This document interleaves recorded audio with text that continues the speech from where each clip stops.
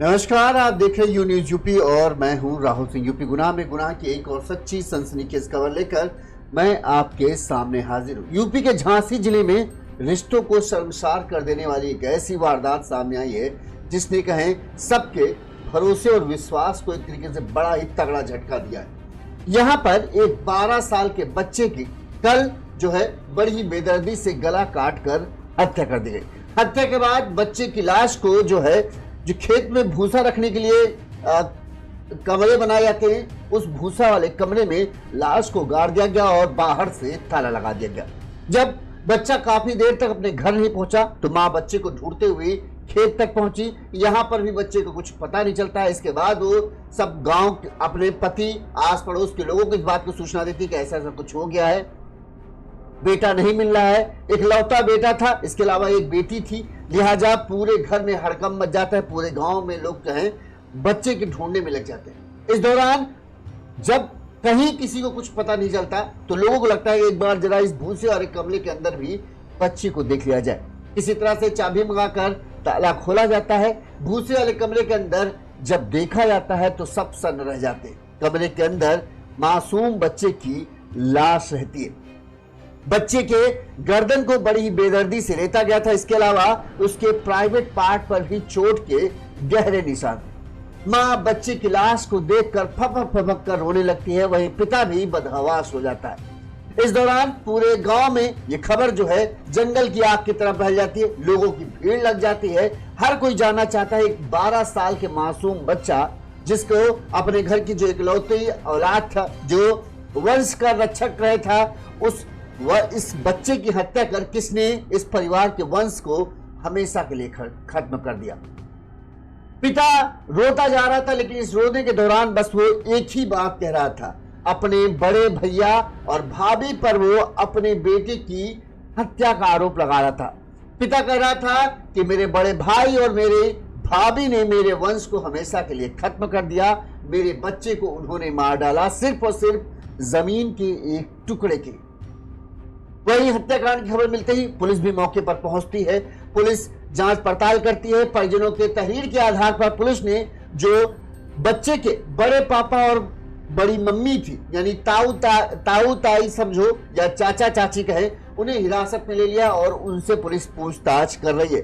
Police का दावा है कि जल्द ही वो इस पूरे हत्याकांड की गुत्थी को सुलझा लेंगे और जो भी 12 साल के साहिल का हत्यारा होगा वो उनसे बचेगा नहीं। पूरा खुलासा जल्द से जल्द हो जाएगा। उम्मीद करते हैं कि आज शाम तक शायद इस केस का पुलिस खुलासा कर जाए। इस हत्याकांड के बाद कहें माता, पिता और बहन का रो रो कर बुरा हाल है। उन्हें उम्मीद नहीं थी कि ऐसा होगा। और आपको बता दे, दो बड़े भाई जो एक दूसरे पर, जो पिता है वो जिस बड़े भाई पर आरोप लगा रहा है, उनके सिर्फ 3 बेटियां ही बेटियां, उनके एक बेटा नहीं। इन 2 भाइयों के बीच में सिर्फ एक यही बेटा था। ये कहें एक तरीके से वंश चलाने वाला यही बेटा था दोनों परिवारों का। और इस बेटे के अंत के साथ ही लोग यही कह रहे हैं अब तो इस परिवार का भी वंश खत्म हो गया। परिजनों का रो रो कर बुरा हाल है। माता पिता इंसाफ की मांग कर रहे हैं और जो बड़े भाई हैं, भाई भाभी, उनके खिलाफ सख्त कार्रवाई की मांग की जा रही है। वही इस बात की हर तरफ चर्चा है कि कैसे एक चाचा चाची ने अपने सगे भतीजे को इस तरह से मौत के घाट उतार दिया। किसी को यकीन नहीं हो रहा है, कोई नफरत, जलन और संपत्ति के लिए इस कदर भी कहे अंधा हो सकता है कि वो अपने ही कुल दीपक को बुझा दे। क्या है पूरा मामला, सब कुछ हम आपको विस्तार से बताते हैं ताकि आपको सब कुछ सिलसिलेवार तरीके से समझ में आ जाए। कैसे पूरा घटनाक्रम हुआ, कैसे बच्चा गायब हुआ, फिर कैसे उसकी लाश बरामद हुई और परिजन क्यों भाई भाभी पर इस हत्या का आरोप लगा रहे हैं, वो भी हम आपको सिलसिलेवार तरीके से बताएंगे। सबसे पहले जो पिता है उन्होंने क्या आरोप लगाए वो सुनिए, फिर हम आके पूरा घटनाक्रम बताते हैं। क्या हुआ? लगाई ने मारा रे मेरे बेटा को मारा रे लगाई किसने? अब तारीखी लगाई ने जी कौन है? भाभी है मेरी। ओ इसकी लगाई ने का दुश्मन है। आपका कौन था ये? आपका कौन था? भाई था और भाभी। 6 साल की लड़ाई चल रही। ये जो घटना है ये है यूपी के झांसी जिले के बबीना थाना क्षेत्र के। यहाँ पर गांव का जो नाम है वो पूरा गांव करके नाम है। इस गांव में बताते हैं रंजीत यादव जो है और इनके बड़े भाई हैं अवतार सिंह यादव। ये दो भाई के परिवार आस पड़ोस में ही रहते हैं। रंजीत यादव के परिवार में जहां उनकी पत्नी है कांति देवी, कांति देवी उनकी पत्नी का नाम है।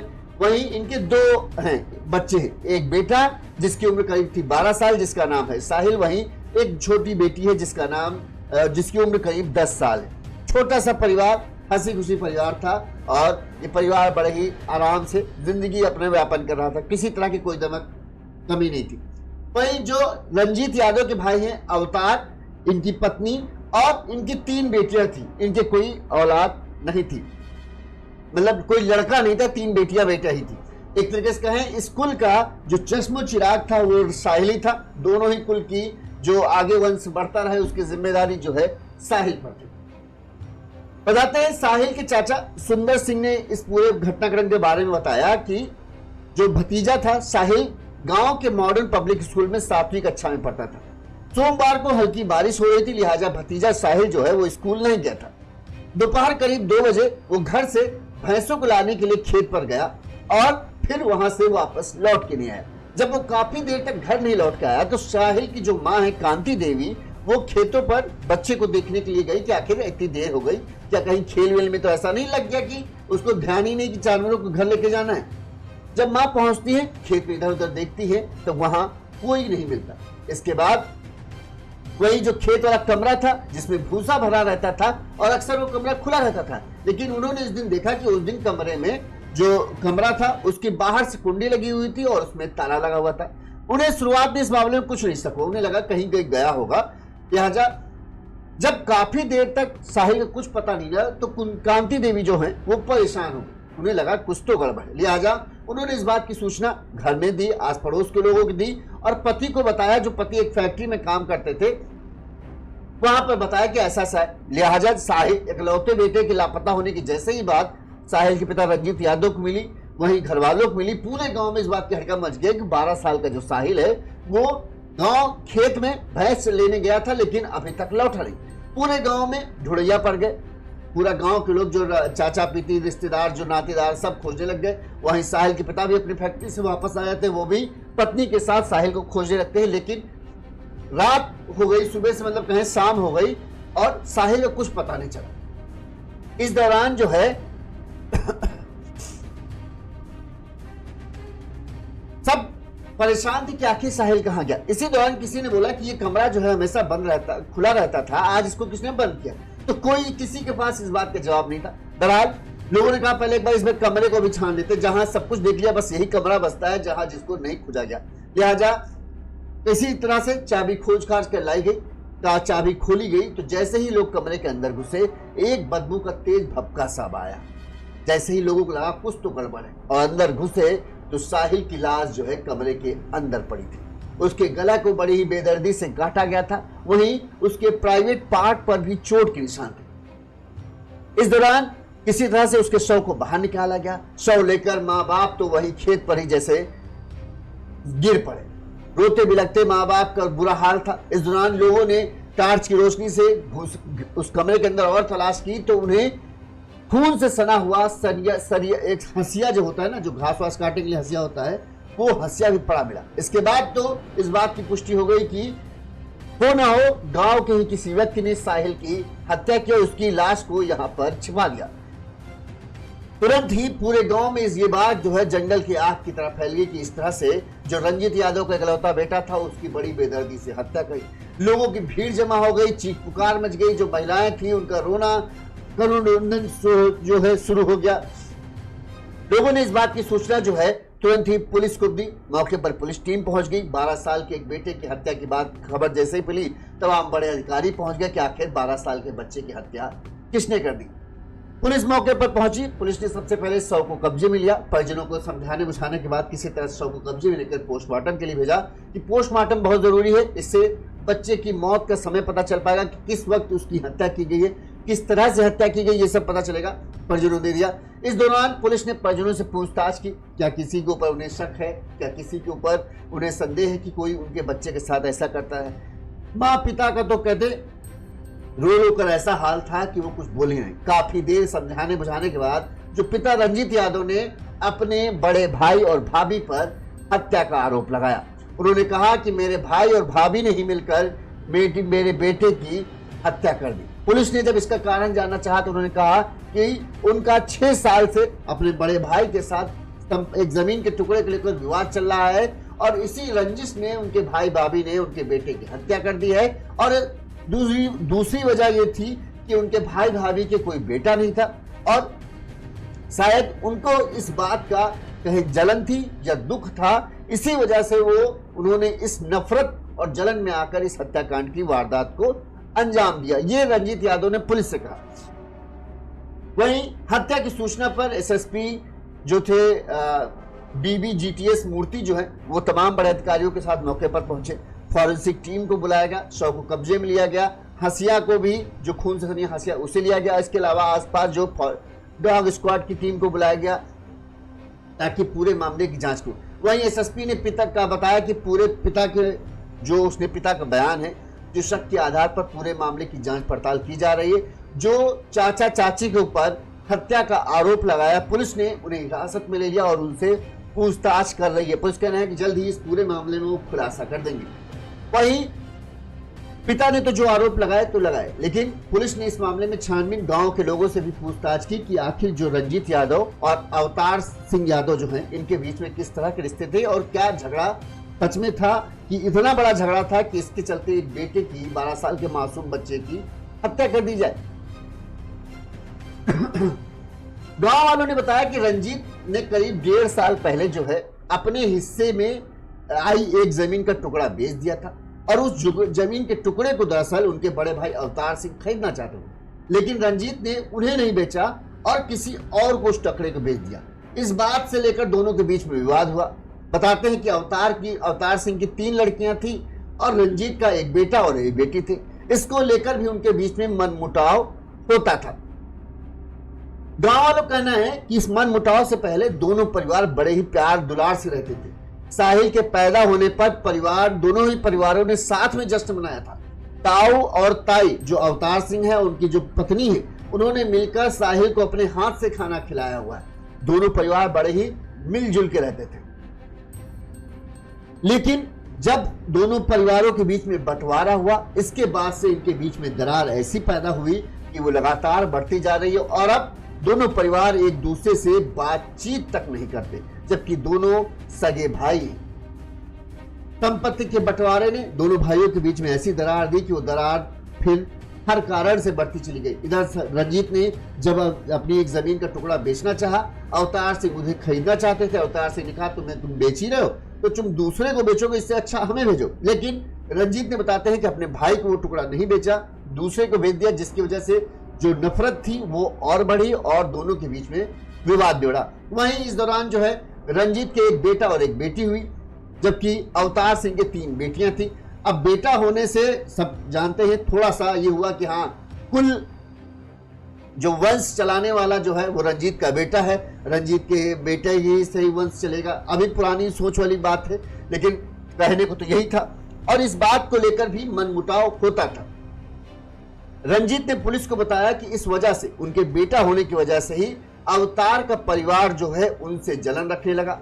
उन लोगों ने धमकाते हुए, कई बार जब झगड़ा हुआ तो उन्होंने कई बार धमकाते हुए कहा था कि जो तुम्हें बेटा होने का बड़ा घमंड है, हम उसे मिटा देंगे। ये रंजीत ने बताया कि उनके भाई और भाभी ने उन्हें खुले तौर पर यह धमकी दी थी।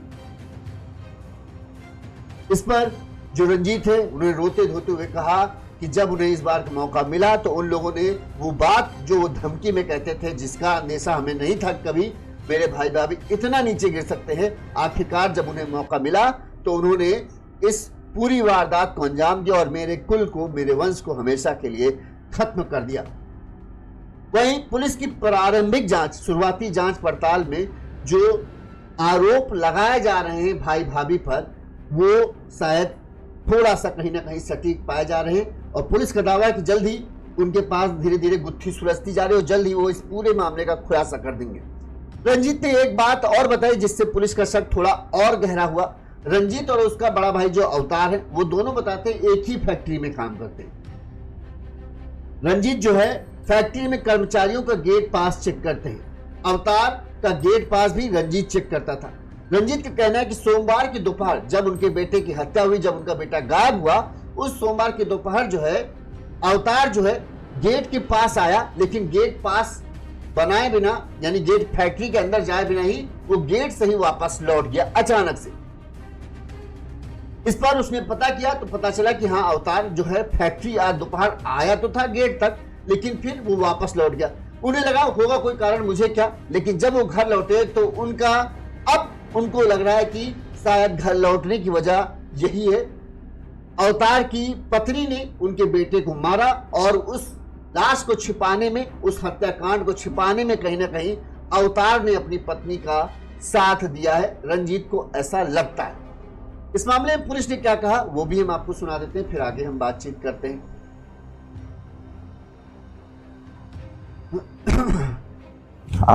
देखिए, आज जनपद झांसी के थाना बबीना क्षेत्र अंतर्गत कोरा गांव में एक सूचना प्राप्त हुई थी कि साहिल पुत्र रंजित, उम्र लगभग 12 साल, उनके जो उन्हीं के खेत के ये जो भूसा डालने का कोठरी होती है वहाँ पर उनका शव पड़ा हुआ था। तत्काल मौके पर मैं, बाकी अन्य मेरे सक्षम अधिकारी एवं विभाग जो जांच, चाहे फोरेंसिक हो, बाकी अन्य विभाग आए थे, मौका मुआयना कर चुके हैं। फिलहाल तत्काल उनके पिताजी से मतलब तहरीर लेकर सुसंगत धाराओं में मुकदमा लिखा जा रहा है और प्रथम आरोपी जो परिवार ने मतलब बताया कि उनके ताऊ और ताई अवतार एवं मंजू दोनों को हिरासत में लेकर पूछताछ की जा रही है। बाकी अन्य विधिक कार्रवाई प्रचलित है। कोई भी विषय सामने आएगा आपको अवगत कराया जाएगा एवं शांति व्यवस्था सामान्य है, कोई दिक्कत नहीं है। पुलिस ने भाई और भाभी यानी बड़े पापा और बड़ी मम्मी को हिरासत में ले लिया है। पुलिस कह रही है उनसे पूछताछ कर रहे हैं। शुरुआती जांच में कहीं ना कहीं जो शक है वो उनके तरफ घूम रहा है। जो सारे कारण दिखा रहे हैं वो यही लग रहा है कि हाँ, उनका हाथ हो सकता है। पुलिस कह रही है हम उनसे पूछताछ कर रहे हैं और जब कोई पुख्ता सबूत मिलेगा तो हम इस केस का खुलासा करेंगे। वैसे पुलिस का दावा है कि ज़्यादा देर इस केस में लगने वाली नहीं है। उनके पास कई अहम सबूत हैं जिससे ये साबित हो जाएगा कि हत्या किसने की है। हो सकता है आज रात तक पुलिस इस केस का खुलासा कर दे। इस हत्याकांड के बाद जहां गांव का हर आदमी सकते में है कि भाई भाई के बीच में झगड़ा तो बहुत देखा था, लेकिन इतना झगड़ा और इतनी नफरत नहीं देखी थी कि एक भाई, बड़ा भाई वो भी जो पिता के बराबर होता है, उसने ही अपने हाथों उसकी पत्नी ने मिलकर अपने छोटे भाई के बेटे को, जो एक लौता बेटा था, उसको ऐसे मार डाला जिसकी कोई कल्पना नहीं कर सकती। भाई जो देवर का है, देवर और जो देवरानी है, उनको ऐसा जख्म भाभी ने दिया है जिसकी कल्पना नहीं कर सकते। इसका जख्म को कभी भरा नहीं जा सकता। लोग कह रहे हैं कि ऐसा तो हमने कभी नहीं देखा। रिश्ते झगड़े होते हैं, भाई भाई के बीच झगड़ा होता है, जमीन को लेकर झगड़ा होता है, लेकिन कभी ऐसा नहीं देखा। इस इलाके के लोगों का कहना है कि कोई भाई इतना नीचे गिर जाए कि अपने भाई को, उसके बेटे को मौत की घाट कर। लोगों को अभी भी यकीन नहीं है कि अवतार सिंह यादव ने ये किया है या उनकी पत्नी ने किया है, लेकिन फिर भी जिस तरह से हाल फिलहाल में कई घटनाएं हुई हैं, उससे कहा यही जा सकता है कि अक्सर जो हत्या की वारदात हो या कोई और बड़ी वारदात, उसमें कोई ना कोई करीबी शामिल होता है। और जिस तरह से इस वारदात को अंजाम दिया गया है उसमें भी ऐसा ही लग रहा है कोई करीबी ही शामिल है। लिहाजा ये कहना गलत नहीं होगा कि हो सकता हो जो रंजीत यादव का शक है वो सही साबित हो। भाई भाभी ने ही भतीजे को, 12 साल के भतीजे को, अब संपत्ति विवाद कहें या जलन कहें, इसके चलते उन्होंने अपनी खुन्नस को, अपने क्रोध को शांत करने के लिए और अपने भाई और अपनी छोटी बहू को कहें तड़पते हुए देखने के लिए इस पूरी घिनौनी वारदात को अंजाम दिया, जो सच में रिश्तों को शर्मसार कर देती है। और इससे ज्यादा विभत्स कुछ नहीं हो सकता कि एक बड़ा भाई जो पिता समान होता है अपने छोटे भाई के लिए, वो इतना नीचे गिर जाए अपने भाई को दुख और तकलीफ में देखने के लिए कि वो उसके संतान को ही छीन ले उससे। इस खबर पर आपकी क्या राय है? क्या आपको लगता है कि बड़ा भाई और भाभी ने इस वारदात को अंजाम दिया है, या फिर इस केस में कोई और भी मोड़ है जो अब पुलिस की जांच के बाद सामने आएगा? उम्मीद करते हैं पुलिस आज या कल के अंदर इस केस का खुलासा करे, और जब केस का खुलासा हो तो मैं यही मानता हूं कि भगवान करे ऐसा ना निकले, नहीं तो भाई भाई के बीच में रिश्तों की जो डोर ऐसे ही बहुत महीन आजकल हो चुकी है। कलयुग में पैसा, जमीन, इन सब के लेकर अक्सर झगड़ा होता है, लेकिन कभी झगड़े इतना नहीं बढ़े कि एक भाई दूसरे भाई के खानदान को खत्म करने पर उतारू हो जाए। मैं यही कामना करता हूं, लेकिन एक पिता का शक शायद ही गलत निकले। उसको जब शक है कि हाँ भाई भाभी कर सकते हैं, तो शायद वो सच भी साबित। जो भी होगा इस केस का हम खुलासा आपका पास जो भी पुलिस खुलासा करेगी, हम आप तक पूरी खबर लेकर एक बार फिर से हाजिर होंगे। देखते रहिए यू न्यूज़ यूपी। चैनल को लाइक और सब्सक्राइब जरूर कर लीजिएगा ताकि इस खबर से जुड़ी अपडेट आपसे मिस न हो। नमस्कार।